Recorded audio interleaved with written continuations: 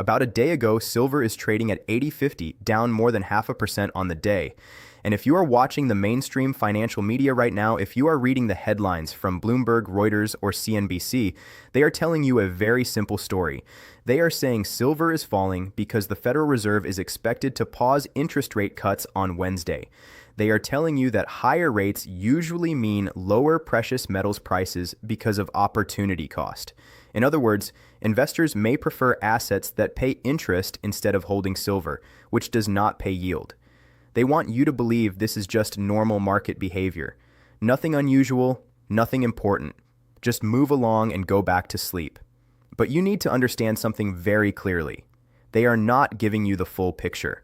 They are leaving out the deeper forces that are now moving the global financial system. Because if you understood what is really happening, if you understood the trap the Federal Reserve is now stuck in, if you understood what the strike on Iran's Karg Island means for global energy markets, and by extension silver and gold, you would not be selling right now. You would be looking at this pullback very differently.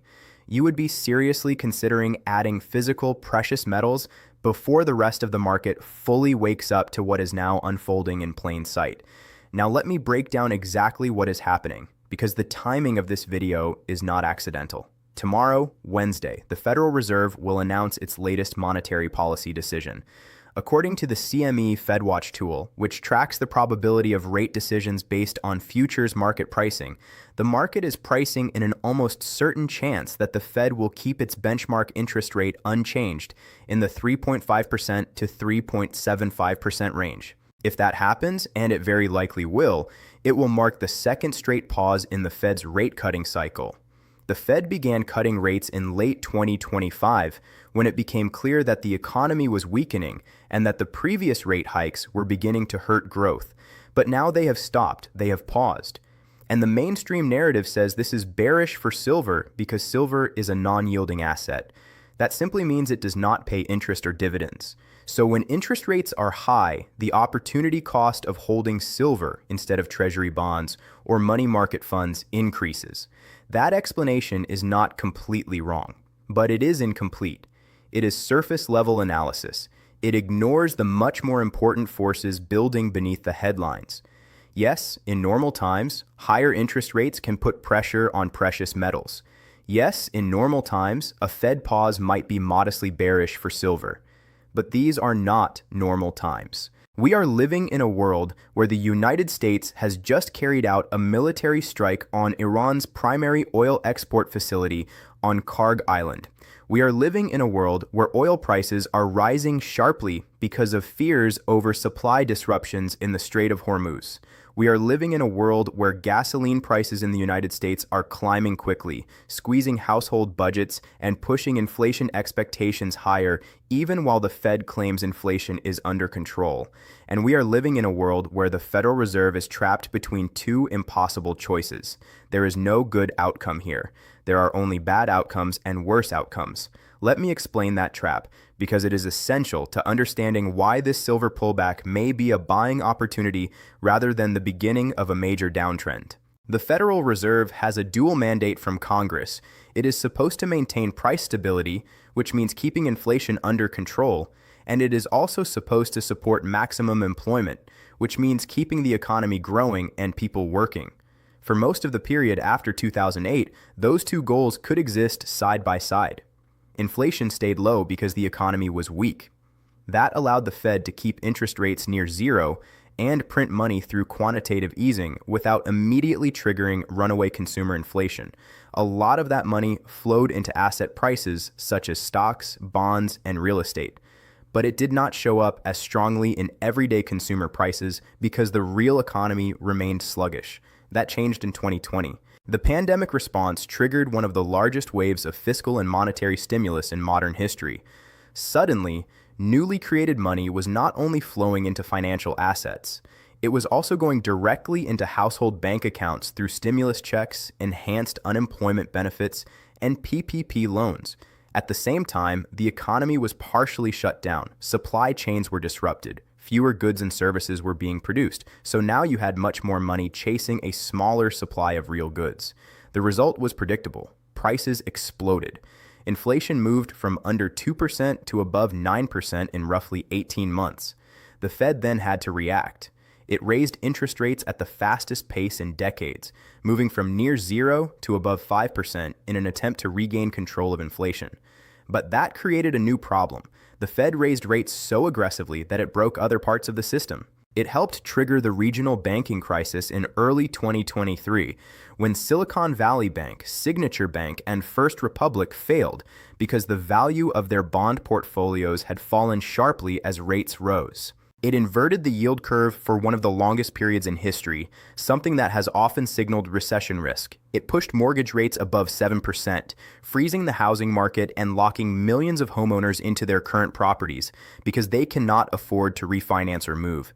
It created a massive commercial real estate refinancing problem, with loans now coming due at rates that are often double or triple the original borrowing cost. And it pushed federal interest expense toward nearly $1 trillion per year, making it mathematically difficult to reduce the deficit without either deep spending cuts or major tax increases, neither of which appears politically realistic. So now the Fed is stuck. It cannot raise rates much further because the economy is already under stress, and higher rates would likely trigger more defaults, more bankruptcies, and a broader financial accident. But it also cannot cut rates aggressively back to zero because inflation is still above its 2% target, and cutting too quickly could fuel another wave of price increases. So what does that leave? Paralysis. The Fed is frozen. It is watching the consequences of its own policies unfold and hoping that somehow the system holds together. That is not a strong monetary strategy.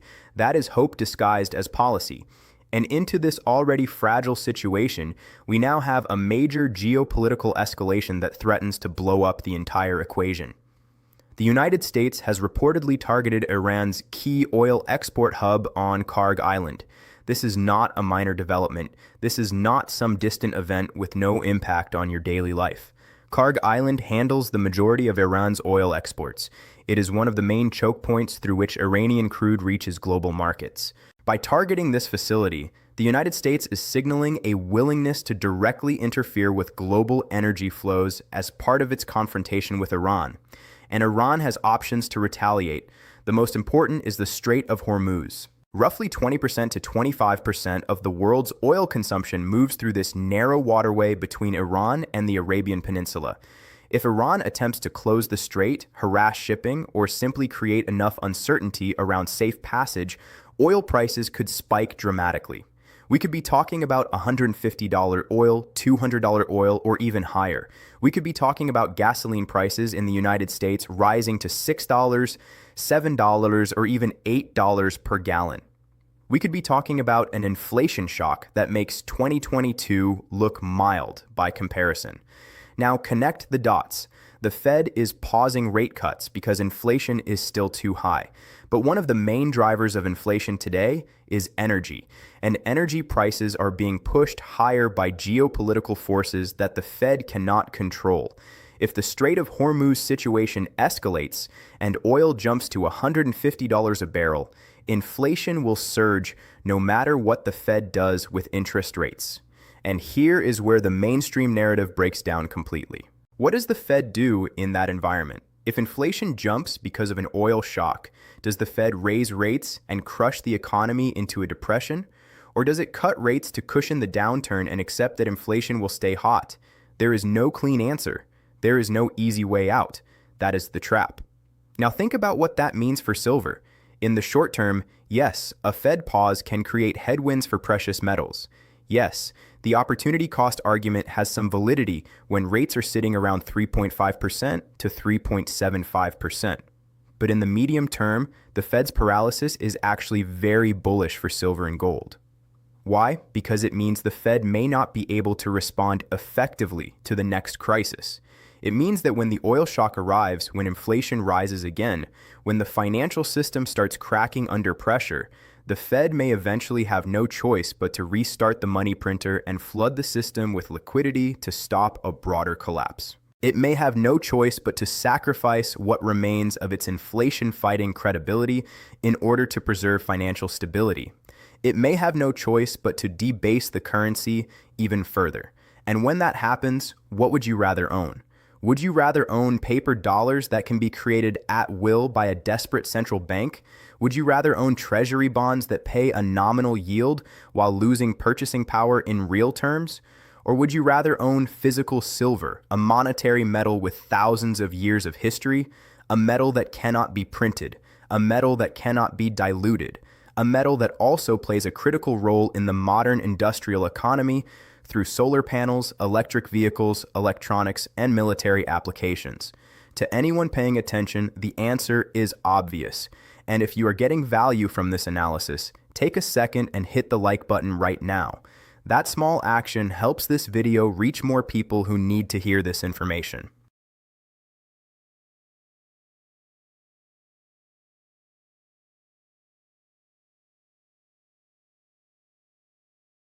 Subscribe and turn on notifications.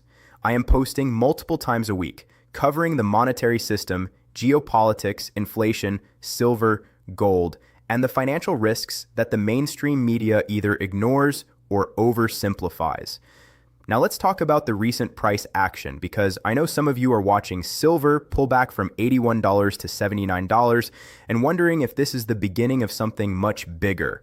Let me explain what may actually be happening here. What you are seeing is very likely positioning ahead of a major event.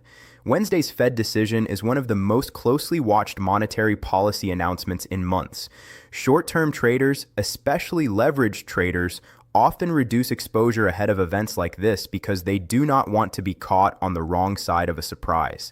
That is normal.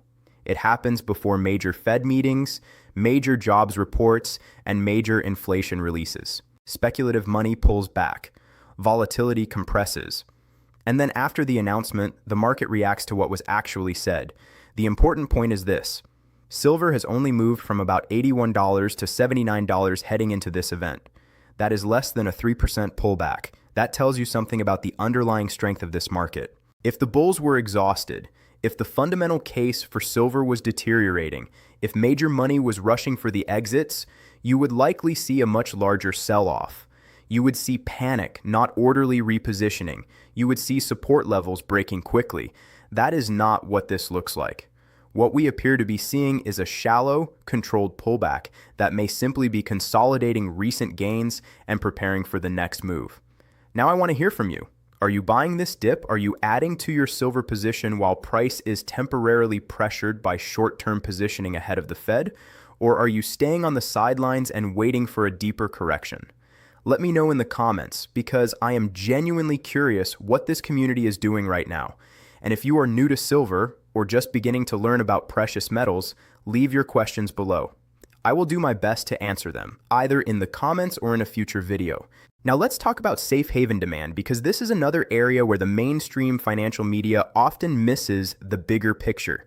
Silver and gold have long been viewed as safe haven assets.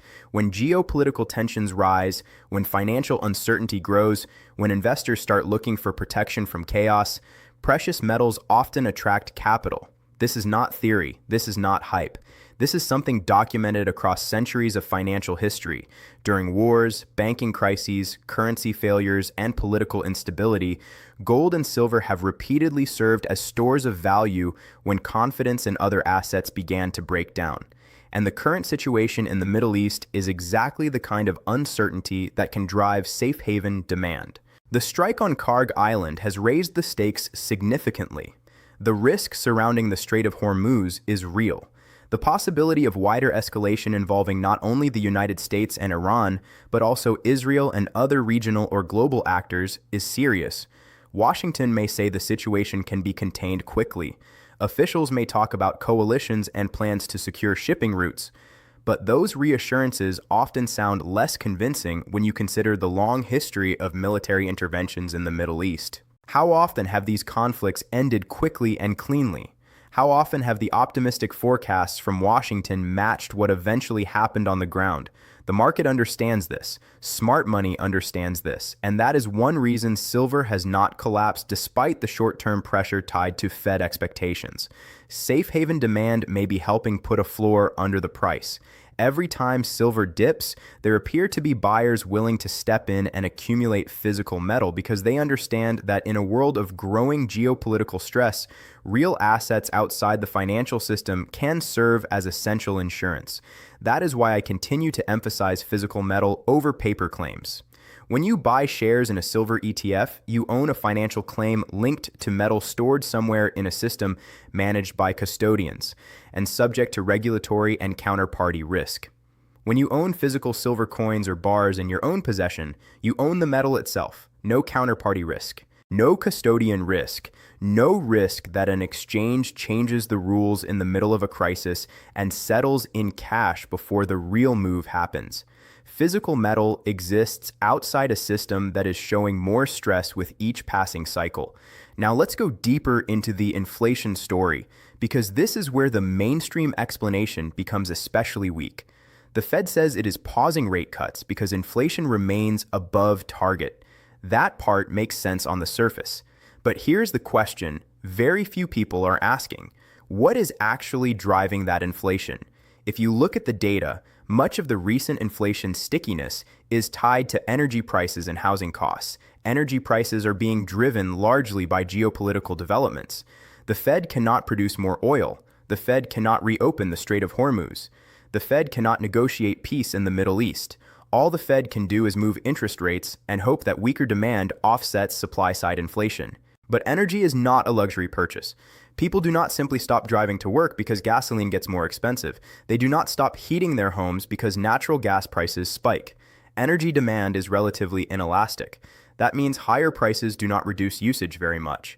Instead, higher energy costs act like a tax on consumers and a drag on the broader economy. So the Fed is trying to fight inflation caused by supply-side and geopolitical pressures using a tool designed mainly to slow demand. And in the process, it is putting pressure on banks, crushing housing affordability, increasing the cost of servicing federal debt, and setting up the next financial crisis. That is why many people are losing confidence in the idea that the Fed is in control. This does not look like a central bank with plenty of options. It looks like a central bank running out of tools. And what happens when the next crisis arrives? What happens if commercial real estate refinancing sparks another wave of bank problems? What happens if the federal government has to issue trillions more in debt and buyers begin demanding higher yields? What happens if the Strait of Hormuz is disrupted and oil surges while the economy slides into stagflation? I will tell you what likely happens. The Fed cuts rates. The Fed restarts quantitative easing. The Fed expands the balance sheet again. The Fed prints more dollars to support the banks, absorb government debt, and keep the broader system from seizing up. And in that kind of environment, silver and gold can reprice sharply higher because they represent real stores of value in a world increasingly saturated with fiat currency. This is not a new pattern. This has been the playbook since 2008. Every time the system gets into serious trouble, the balance sheet grows. Every time the market panics, liquidity comes back. Every time the structure begins to crack, the printing press becomes the solution. The pause we are seeing right now may only be temporary. It may simply be a brief pause between one phase of monetary easing and the next. And if that is true, then you want to be positioned in assets that benefit from currency debasement, not assets that are destroyed by it. Now let's bring this back to what matters most, the practical takeaway. Silver is currently trading around $80. It has pulled back slightly ahead of the Fed decision. The mainstream story says this is bearish because the Fed is expected to pause and higher rates are supposed to hurt precious metals.